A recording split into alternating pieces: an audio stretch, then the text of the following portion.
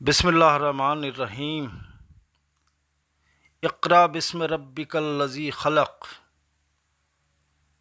ये आयत करीमा का शान नुज़ूल कुछ यूँ है कि ये कुरान करीम की सबसे पहली सूरत की सबसे पहली आयत मुबारक है, जिसमें अल्लाह ताला आका सल्लल्लाहु अलैहि वसल्लम को फरमाता है कि ए हबीब, अपने रब के नाम से आगाज़ करते हुए पढ़िए जिसने हर चीज़ को पैदा फरमाया।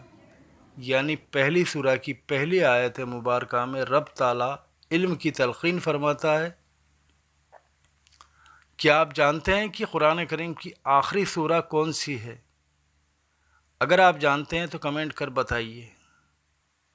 तो जनाब बारी ताला ने इल्म पर ज़ोर दिया और हमने समझा ही नहीं कि इल्म क्या है। हमने दुनियावी तालीम को इल्म समझ लिया, डॉक्टरी इंजीनियरिंग को इल्म समझ लिया, मेडिकल के शोबे को इल्म समझ लिया। दरअसल दुनियावी तालीम का और दीनी तालीम का आपस में गहरा रब्त है। एक इंसान कुरान और हदीस का इल्म सीख कर आलिम बनना चाहता है या बनता है तो ये सोचकर कि मैं अच्छा ख़तीब और अच्छा मौल्लिम बनकर शोहरत और दौलत कमाऊंगा, तो इसको दुनियावी इल्म कहेंगे। और एक इंसान साइंस पढ़ता है ये सोचकर कि मैं साइंटिस्ट बनकर इंसानियत की खिदमत करूंगा, तो ये दीन हो गया साहब, इसी को दीन कहेंगे। बस हमारा नज़रिया दीनी इल्म का यही था कि हम अल्लाह ताला के हुक्म को सिर्फ हुक्म मानते हैं, इससे ज़्यादा कुछ नहीं। अल्लाह ताला फरमाता है कि तुम पर पिछली कौमों की तरह रोज़े फ़र्ज़ किए गए ताकि तुम परहेज़गार बनो। हमने उसे दीन से जोड़ दिया और कोई तहक़ीक़ ही नहीं कि बस एक हुक्म की तरह हज़ारों साल से अमल करते चले आ रहे हैं, क्योंकि हमने दीन को अपनी ज़िंदगी में एक अक़ीदा ही जाना, इससे ज़्यादा कुछ नहीं। बस हम अक़ीदा समझकर उस पर अमल करते चले आ रहे हैं। अगर हमने उसको सही तरीक़े से समझा होता, सही उसकी पकड़ की होती, तो आज हम भी कुछ ना कुछ इजादात कर चुके होते।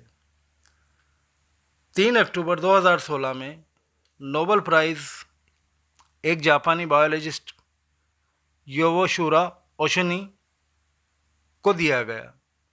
इनको नोबेल प्राइज़ फॉर मेडिसिन दिया गया।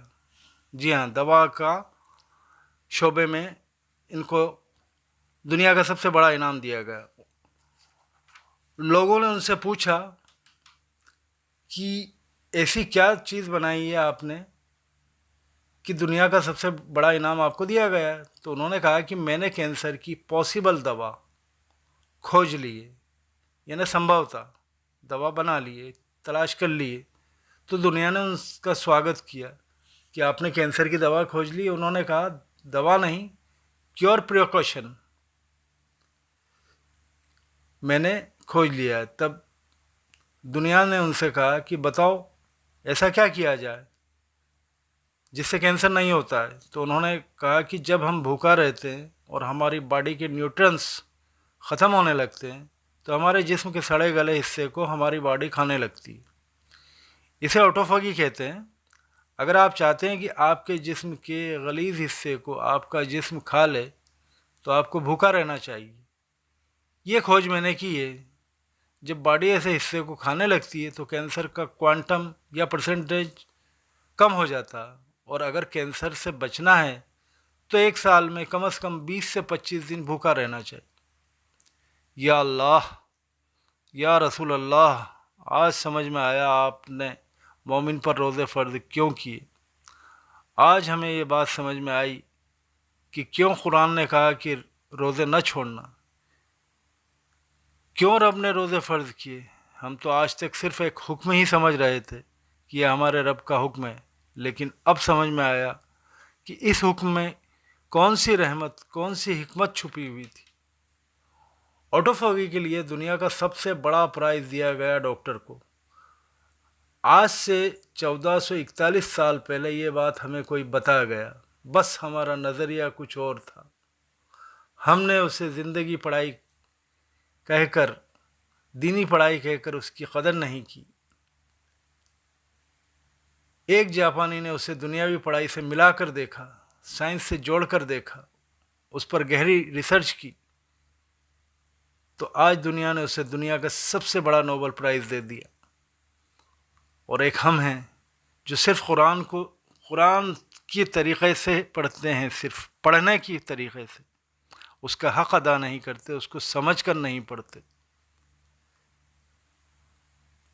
ہاں، تو پتہ چلا کہ علم ہی انسان کو بلند اور بالا کرتا ہے۔ اپنا بہت خیال رکھیے اور روزے رکھتے رہیے، روزوں میں بہت بڑی حکمت چھپی ہوئی ہے۔ اسی طریقے سے نماز کا بھی معاملہ ہے، نماز میں بھی بہت بڑی حکمت چھپی ہوئی ہے۔ دیکھیں نا، قرآن کریم میں سب سے پہلے اللہ تعالیٰ ہمیں فزیکل سمجھاتا ہے، یعنی ہمارے جسم کے فائدے پہلے سمجھاتا، بعد میں دوسری چیزوں کی ہدایت دیتا ہے۔ جو پنجگانہ نمازی ہے، جو بچپن سے نماز پڑھ رہا پابندی کے ساتھ، اس کو زندگی میں کبھی اختلاج قلب کی شکایت نہیں ہوگی، اس کے گھٹنوں میں درد نہیں ہوگا، اسے پائریا جو دانت کا روگ ہوتا ہے پائریا، وہ کبھی نہیں ہوگا، کمر درد کی شکایت نہیں ہوگی۔ اس لیے دین پر گامزن رہیے، اور اس چیز کو بھی سائنس نے ثابت کر دیا کہ نماز کے پیچھے کیا حکمت ہے۔ تو انشاءاللہ دین پر چلنے کی کوشش کیجیے، اس کی حکمتوں کو سمجھیے، رب تعالیٰ ہم سے کیا چاہتا ہے، ہمیں کیا کہتا ہے، اس کو سمجھیے۔ اپنا بہت خیال رکھیے۔ اللہ حافظ۔